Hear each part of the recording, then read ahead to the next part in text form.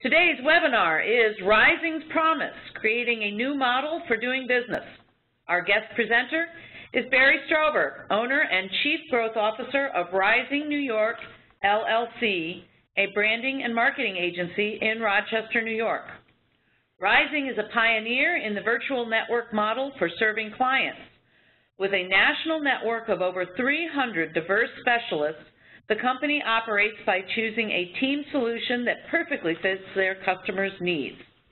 Rising's business model is unique in its scalability and flexibility that allows the company to be smart about how best to use customer budgets, deliver messages, and elevate brands.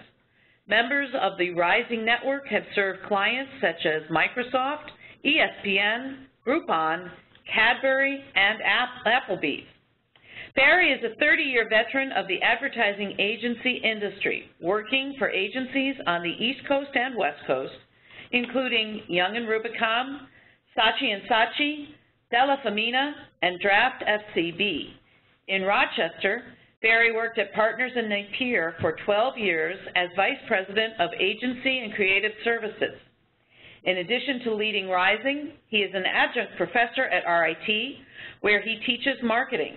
He is also a member of the College of Liberal Arts Dean's Advisory Board, where he looks for opportunities to integrate new technologies and marketing practices in order to expand student learning and success. Barry, thank you for sharing the strengths of Rising's unique business model and how it can work for other entrepreneurs. Our audience is all yours. Hi, everybody. I'm Barry. I want to thank Lydia, all the great people here in allowing me to do something that I would do any second of any day because it is my baby and I love it, my company Rising. So I'm going to explain to you a little bit about that. There is a promise to Rising because it is a new model, and I'll try to explain the value of that model as well as my evolution in determining why that model was most valuable and what I wanted to do. So hopefully I'll explain that well, but if you guys have any questions, anything, I am open to all different questions, and I want to really explain this in a way that will resonate and make you understand why I was so attracted to this model in the first place. So I'm going to give you a little bit of a background just because I always feel it's good to have a foundational background before I get too much into my business model. And also, everything I do is so personal that it makes sense for me to be that personal about this. So I was born in New York City, grew up there, went to school there, and survived the craziness of New York. So all you guys out there from New York City, I love that city. Just to give you a little background about my educational stuff, my mom, when I was a very little kid, wanted me to be a doctor. That didn't quite work out the way it was supposed to, but till this day when I go to a hospital, if she sees an intern walking around, she will take the white coat off of him and put it on me and say, look how good you look. So it still is a sort of it's a hope one day that that might happen, but marketing and advertising were the career that called me. I did work for amazing people in my career in New York. At one point worked for Della, which Jerry Della, as close to the Mad Men era as I could have ever gotten, but worked for great agencies in New York City. Worked a little bit in California as well for a company years ago called William Esty, worked on the Nissan account. So got a lot of great experience as I was growing up in New York and my early career in advertising. Then met my wife in New York City and came to the great city of Rochester, where she's from, and fell in love with it, and started to right away work at several agencies in Rochester, and then most notably, and was the blessing of my early career in Rochester, was to eventually work for a place called Partners in Napier. I was there for 12 years, so the evolution of an agency that went from small agency when I started there to becoming a nationally recognized advertising agency. So all that experience leading up to what I eventually did was all very critical for me to understand what I needed to do if I ever wanted to start my own company. All a blessing and beneficial and lucky that I was able to have all that experience. So basically, when I finally decided I wanted to start my own company, which was around late 2011, early 2012, I thought about what kind of business models I would want to do, and I wasn't necessarily interested in hiring a whole bunch of people and having a big building and having to deal with the logistics and the administrative aspect of all of that. Not that I don't think that all is wonderful, I just think it was difficult for me to wrap my head around that part of it. So I knew a lot of friends in New York City, and one friend in particular who said to me, there is a new way. And so the revolutionary aspect of a virtual model was not new in 2012. It had been done in cities. I don't know how much it had been done in Rochester, but from my experience and my discussions with friends, it had been done many times in other places. So I started talking to them, and they said, okay, you don't need to do this in a traditional way. You can do this in another way, which would actually give you easier access to starting it up quicker, and you'd be able to create something, you know, where you wouldn't have to have all that logistical stuff and structure and framework that some places do have to do when they set up something more traditional. So the quote that I have on this page in my presentation talks about changing something, which actually now, as I have Rising more and more, is a sense of what I wanted Rising to be anyway, which is a changing agent, sort of a company that does things differently, different perspective on things, takes things and flips them upside down.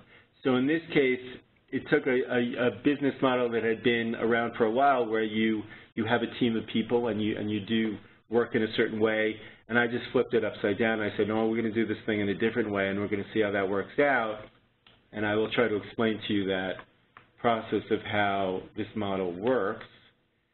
Basically what it is I have a virtual network, and I'll explain that a little bit, but I just have people out there who are talented and experts at certain areas that I can cherry pick and have those people work on specific jobs. So the benefit that I have is I'm not limited by a payroll, and I have an expansive menu and palette of which I can choose from. That was interesting to me initially, truthfully, because I have friends all over the place. I've worked in New York City. I have friends in LA. I know people in Florida.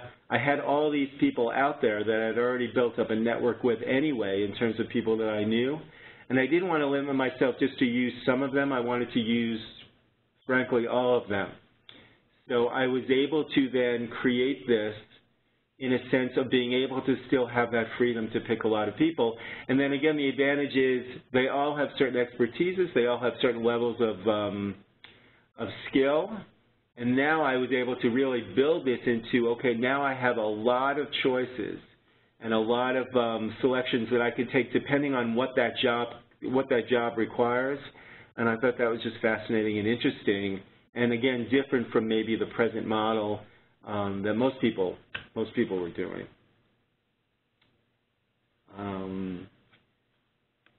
So basically, it's on this slide, when I talk about 25 years of building up a network, that's talking about my experience in my career and getting to know all the people that I've known over the years, and having cultivated and curated a nice network for myself. I was able to then take that network and create this diversified network of talent that I have, which again is all over the country. And that network has since 2012, when I started Rising, become even more diversified, even become more representative of the entire country. So now it isn't just the West Coast and the East Coast and a couple of places. It is literally all over the country. I have created this network of, right now, of committed, vetted people of about 300 that I can go to that covers every category, every skill set, and new skills come up every day that I start to consider as another category. But I pretty much have an amazing selection of people that I can go to. So by having that, I can deliver pretty focused, strategic, specialized value to whatever job you might bring to me. And to me, again, that's pretty interesting in that I was able to create something that there's no limitation to it. There's just, you know, the expansiveness of it, which really encompasses whatever job comes in. And I'm able to really give a value to the client that I think is distinctive and I think is unique. And I've had those experiences where clients saying, this is a different experience. Because you sometimes go to an agency and they have a certain group, and that's their service, and that's what they give, and I'm able to expand that in such an expansive way that I'm able to give them very unique and strategically focused value for the jobs that they bring in. So personalization in every way. I want to bring value, direct value. That was one of my stipulations when I started Rising. Direct, specific value for the exact need that client has. And if you guys have any questions, have them come in. So best-in-class industry marketing experts, knowledge in the categories, consumer, healthcare, technology, whatever that category is, and sometimes I've come across really specific categories, I will have someone and I will have a team strategically ready to fulfill the need of that specific project because of their category experience. And again, the expansiveness and the not limited to a payroll allows me that freedom to do that. And on top of that, allows me the direct sort of value that might actually allow that price to not be as high as a usual advertising agency price, because I'm going directly to people and having them work on it. You know, and throughout all this, I just have to say I'm not saying anything about an advertising agency business model, which is fine and has been working forever and has many, many great advantages to it. I'm just saying what I wanted to do is a distinction and a value distinction that is different, and that allows me to go out and find that very best team only because that is what they do best. And again, in a present business model, I don't think that works as well if you're just using the traditional model. So that's what attracted me first and last. So as a partner with Rising, now one of the things that I do, and I could say a little bit about Rising now, it is very personal to me. I don't know how many of you guys out there have your own businesses, but the way I have my own businesses, this is a personal, very personal business for me. So I don't do work unless there's a sense of a relationship and there's a sense that I love what it is that I'm doing. I know that sounds a little sort of pie in the sky and not very realistic. It's realistic to me because I've realized at this point in my career that the best work that I can do is for someone that I really care about and there's a relationship. So we only do a limited number of clients, and I'm able to do that because I have my own company and I can keep it at that scope. So we do a limited number of clients, which again creates more value, there's more of a relationship, there's an understanding between the two parties of what I'm doing, and also that I'm going to be fully interested in the results, and there is no disengagement. There's just a continuing relationship.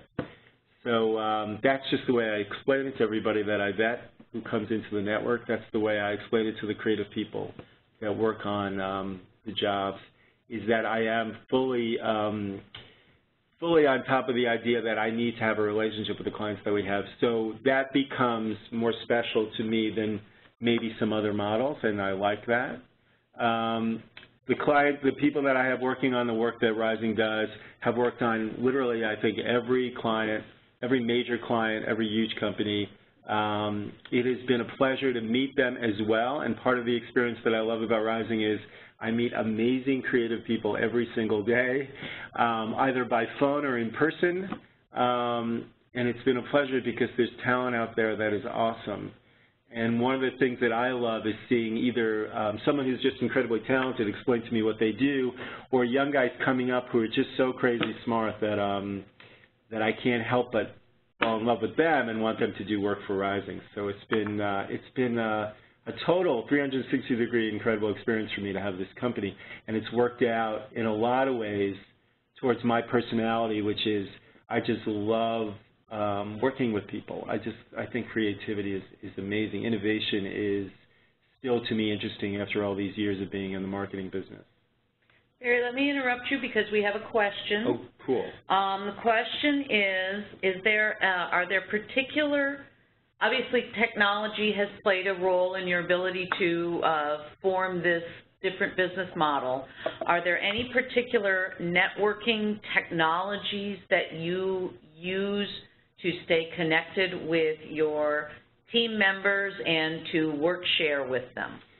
That's an excellent idea. Excellent question. I think what we've done so far is not totally gone into those. I get a lot of information about networking software that we could use.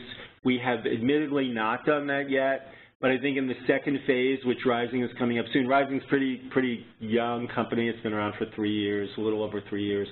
That is the next phase, because now what I'm trying to do is maybe set up different pods around the country with project managers who would have access to networking software that we would set up. As of right now, we use all the stuff that you guys would know, which is Skype, just, talking on the phone, creating Dropboxes, all that stuff that just creates a communal area that we can do work with. But there is a sense now that because of the scope of the company and because of what we're starting to do and getting into just certain clients, that we will have to get into more networking software, but not right now. We're not doing that as much right now. We're just relying on the usual array of stuff that most people use to connect with people around the country and have meetings or do stuff like that. No other questions right now? Okay, good. So you guys are doing okay out there, good. To give you some examples of some of the work that Rising does, I am right now at the great college at the Rochester Institute of Technology, and I have fully vested in this school, and I love it a lot. And about 2 years ago, the dean of the liberal arts school, this will just give you an idea. I took a couple of examples of jobs that we've done to show you the perspective and the passion and the kind of work that we do, and these are good examples. About 2 years ago, the dean of the liberal arts school, Jamie Weinberg, said to me he wanted to do something for the liberal arts school. And he actually literally said to me, we should just do an internal campaign. We should do posters and ads and stuff like that, and which is fine. And initially I thought, okay, that's great, we'll do something really nice. And then I said, well, tell me a little bit about the challenge and the problem. And the challenge and the problem of the liberal arts school is everyone in the entire school, 25% of their courses have to be taken in liberal arts. You need to take 25% of your course load. It needs to be liberal arts electives, or if you're, you need to have that be part of your course load. And I said, well, how is that business model going? And he said, well, it's a little tricky to school this size to be able to sit with each and every person here and really find out what their passion is and really find out what they're interested in. Even if you're an engineering major or some other non-liberal arts major, it's hard to sit down with every single person and figure out what they love and what they like. And so I said, well, that's interesting. Could we do that then? If you can't do it in a humanity way, because it's just so daunting with 18,000 students to sit down with each and every one of them, could we do it in a digital way?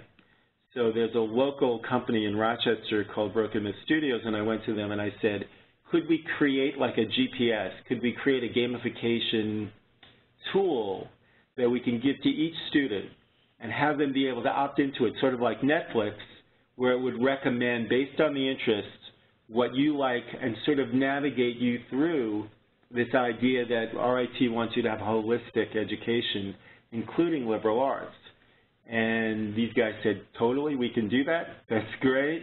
And so this journey that went on for 1.5 years, we created this thing. It took us 1.5 years to create it. But essentially what I wanted was something institutional.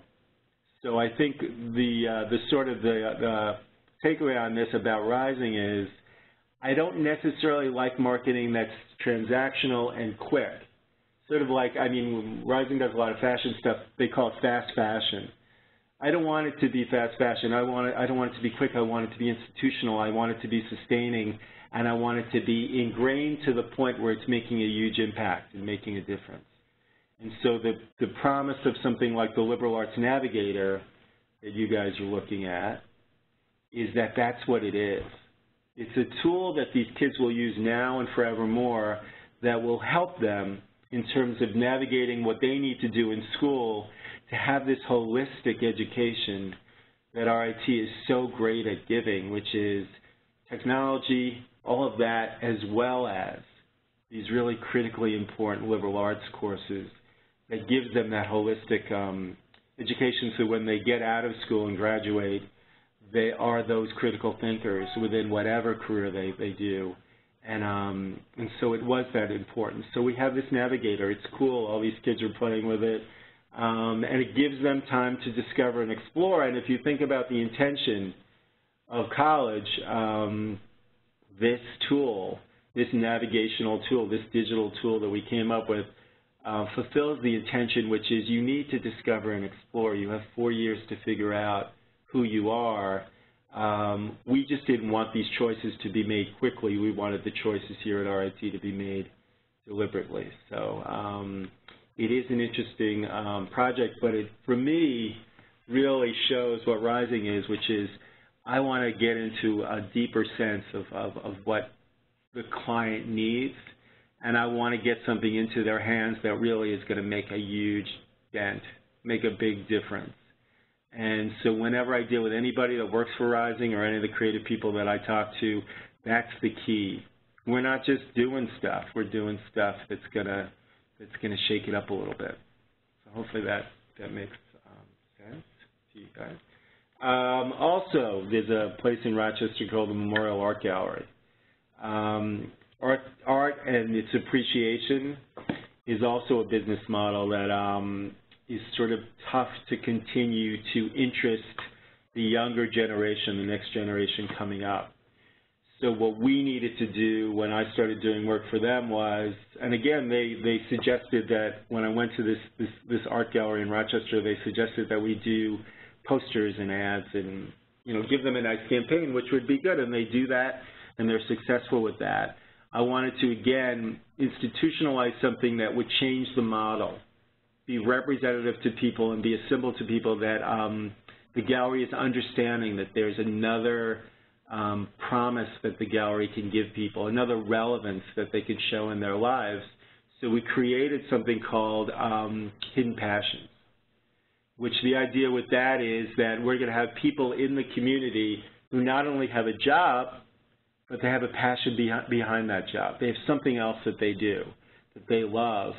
And what essentially it says, which is a little bit similar to what I was saying with the Navigator before, is that we all have this incredible promise inside of us. And if you could totally fulfill that, well, that's interesting to a gallery, because the gallery should also be about innovation and creativity and the inspiration and being the catalyst and the conduit for that. And so by saying that that is part of a museum's responsibility to a community, to really be that relevant in everyone's life, that we know that there's something about you that you have a passion for, and we want to recognize that, then you're taking an existing model and you're changing it a little bit. And there needs to be an evolution, because next generation coming up wants to be passionate about stuff. So, so this was a program that we put in there. This was a Rising creative program, a team of people working on the idea. But that's the kind of creative ideas, and that's the kind of stuff that we do. So the only way I can describe it is less transactional, more relational, and again, something that will change something. I mean, my ideal project is, it's transformational. You start with something, you do a project, and it changes that entity that you've done that project with. I mean, that's just, you know, that's the ideal Rising project that I can work on.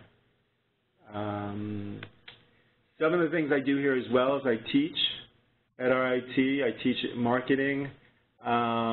It actually really feeds Rising for me, because not only do I see next generation coming through, which I might use as creative resources, but I'm learning every day what they want to see, and I'm learning every day what they're smart about, and that is an incredible education every day because I need to keep up with it. Sometimes it's daunting. They're crazy smart here. I am addicted to teaching. I love it. I think it's almost like the best possible thing a business owner can be as a teacher, because it's that feeding, that streaming feeding of information every day from these kids that I teach that just revitalizes my feeling about business and about everything every day, because I see the possibilities, because in their eyes anything's possible. So it has been a blessing for me and for my company to be able to have taught here for the last 3 years at RIT, because it has helped greatly expand what I've done and make me feel like there's always possibilities to do more. So yeah, I love it. I am an unusual teacher. I take them outside sometimes. I do everything with them to sort of get them engaged and interested, but what they give me back is 2 times more than I give them in terms of inspiration and even sometimes encouragement in what I'm doing with Rising. So it's been a great relationship with the kids here at RIT. Barry, we have another question coming in. How do you find, you say that you select your clients carefully. How do you find clients respond to this different network, this different model, especially for people who there are many people who still have sort of a buy local mentality, that they want to work with people who are right in the area, that they can get in touch with quickly, that they can go and see if they need to do that. How does that work with your network of professionals? That's a great question, and I think I still get that as people still want to be able to see and meet with and sit with the teams. So there is that sense of like in Rochester, I might get people saying, I know you guys have a network and that's really great, but could you get me somebody local because I really want to work locally with someone? And I will absolutely do that. I think what it does is it just, I think that when I get people who don't mind the network, it's because they've just sort of experienced it somewhere else, or they know it's around and they're sort of very comfortable with it and they see it working. But there are times when people do like to have somebody physically in the room, and that's fine. And then we do that in Rochester, and that's great. Or if I need to be in New York City, I travel back and forth between New York City a lot and come here. If that client needs it to be more personal and more human and that somebody's in the room, I will definitely do that. But I do find with the way the technology is going, it has matured to a sense that for the most part, I don't get a lot of feedback where people don't like it because it's the value that overrides that. Because you're getting someone who's so good or so valued or so right for that project that because you're not able to really sit with them in a room, but you're getting them online, that it's still okay because people have just gotten so used to using technology to connect that it usually isn't a problem. But admittedly, there are some instances where people do still like the humanity and like to sit with someone and use someone locally. And that's fine. Rochester has the most awesome creative community of anywhere, and it's great. And I love using people in Rochester. But, you know, there are times when we use people all over the place, and usually clients are okay. Yeah, it depends, but usually clients are okay because everyone is connecting that way. And maturity with technology has gotten to the point where it's easy to do it. There are no glitches. It's really pretty quick and easy to get people together from anywhere in the country. And sometimes actually clients love it because it's exciting. They're getting to work with creative people that aren't usually in their sphere of being able to work with them. So it becomes an exciting choice as well. Okay. I do have to explain that my office experience is also affects Rising in that what I did in Rochester, which is interesting. I think hopefully you guys have experienced this out in the country. The co-work experience. Rochester, for the last couple of years, a couple of people have sort of ventured into it. It's a interesting thing where you create a building, you create a space where it's communal. many businesses coming together to work in one space, made for startups, made for freelancers, made to be inspirational. You know, the intention of the co-working space is made to encourage people who have a dream or want to do something to have a place, a destination, a resource that they can go to be able to fulfill whatever dream and whatever work that they want to do. And in Rochester, there was a sense that it was happening, but I was seeing that it wasn't quite happening to the level of the intention that I thought would be interesting.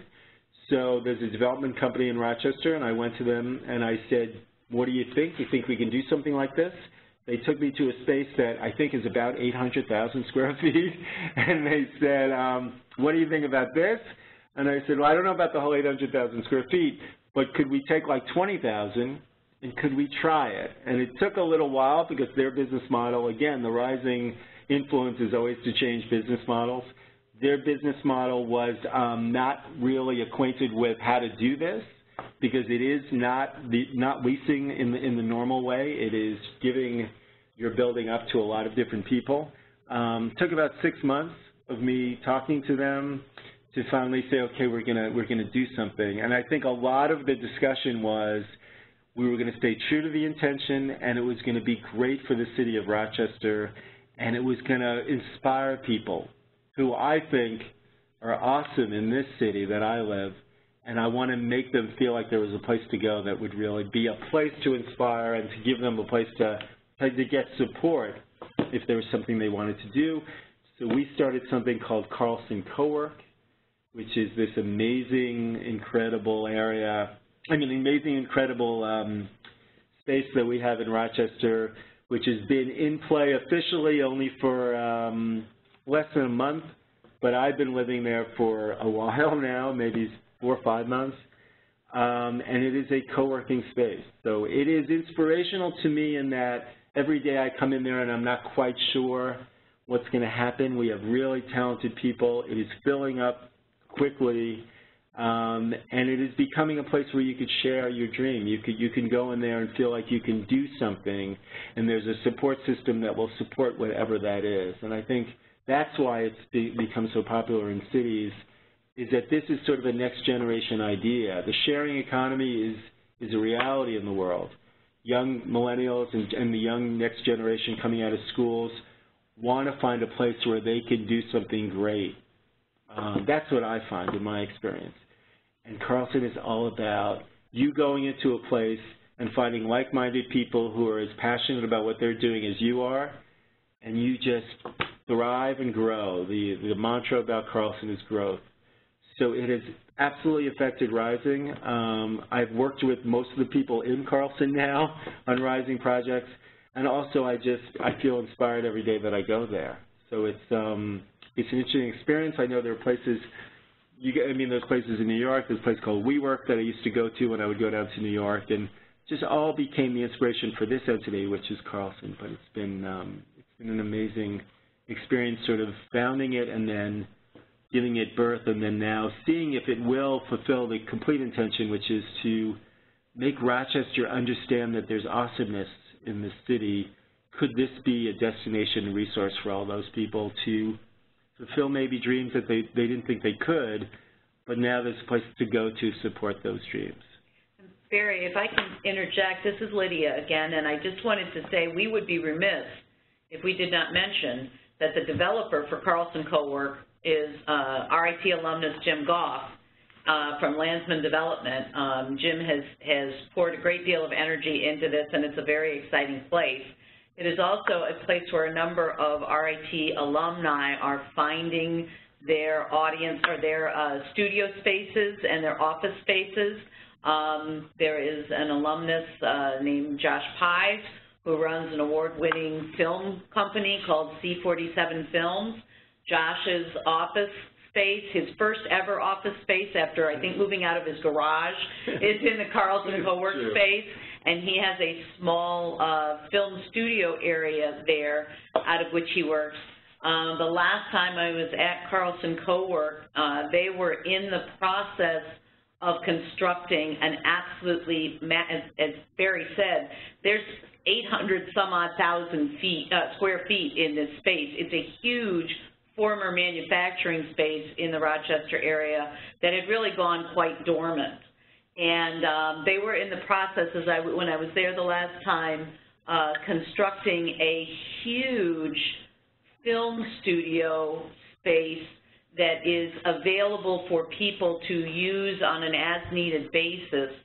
It's one of the larger film studio spaces, I think, in the area. Absolutely. Just massive, but the amount of space in this Carlson Co-work facility affords them the ability to create these spaces that allow someone to really adapt it to what they need.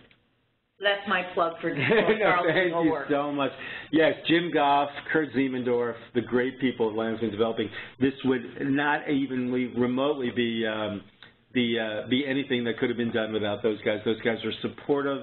Those guys invested. Those guys did everything. And now Rochester is better for it because it has this amazing space that people now are starting to gravitate to. And even entities in Rochester like TEDx, the local TEDx, are all going to be hosting their stuff at a Carlson. So we are hoping that it becomes that central location for all the great stuff in Rochester. And also it does have the coolest cafe. So any of you guys out there who like to work and also go into a little coffee shop, we created this amazing little coffee shop there as well.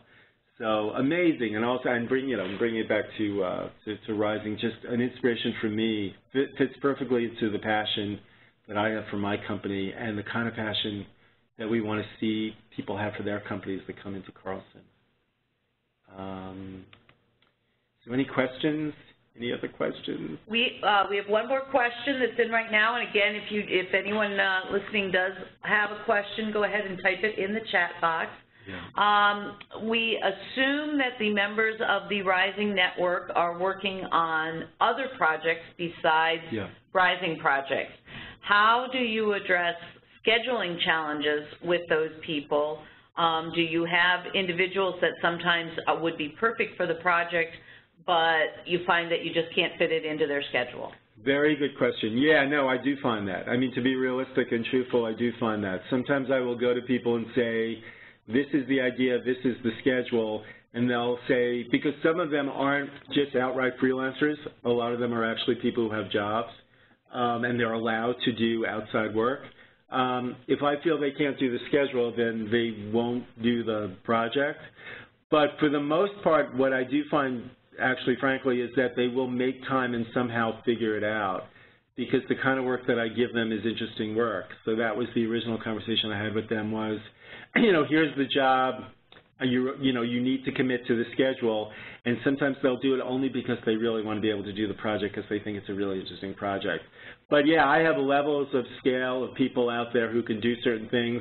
If one person says they're not available, then I have somebody else to go to in that category usually that can do it as well. So scheduling is always a situation. These are not full-time employees and they have other stuff, whether it's freelance or something else.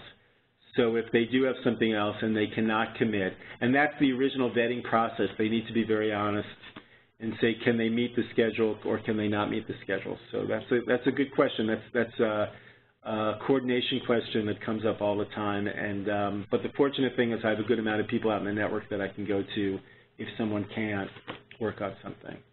Okay, and last question. So how do you handle billing with your network? Does it come centrally through you and then you pay your network people as if they were a contract, or is there some other way that you handle billing? It comes centrally through me, yeah, and I pay my network based on the budget and the figures that we came up with, yeah. I mean, in the beginning, I had a team of people, including my dad, who's a corporate lawyer, start to give me advice about all of the stuff that comes with having your own business. And so I've gotten that down, but again, I think I explained in the beginning with the scale and scope of Rising getting bigger, all those things are open to evolution and change. But for now, the control over understanding what budgets are and how much people are getting would come through me, and I would make sure that everything was being processed the right way. So it does normally just come through me at this moment. put some information just on that last. If anybody, you guys have any questions or anything you want to check with me about, that's my contact information. Super. Yeah. Well, thank you very much. And for our audience, additional questions can be emailed to Barry, or you can email them to ritalum@rit.edu, or tweet it to @RIT_alumni with the hashtag #MeRITWebinars, and we will also direct your questions to Barry. Note that all of our participants will receive an email from us again within the next week with a link to today's webinar recording. Many thanks to our guest presenter. We thank you for taking time out of your day to be with us. Join us, please, for the next webinar on Tuesday, May 19th, when we welcome Mark Smith, Director of Design, Development, and Manufacturing, and Director of the Center for Quality and Applied Statistics in the Kate Gleason College of Engineering. Mark's presentation, Engineering Leadership, an overview of programs at RIT, is specifically designed for engineers, scientists, technical managers, and other professionals with career paths leading to mid- and senior-level management.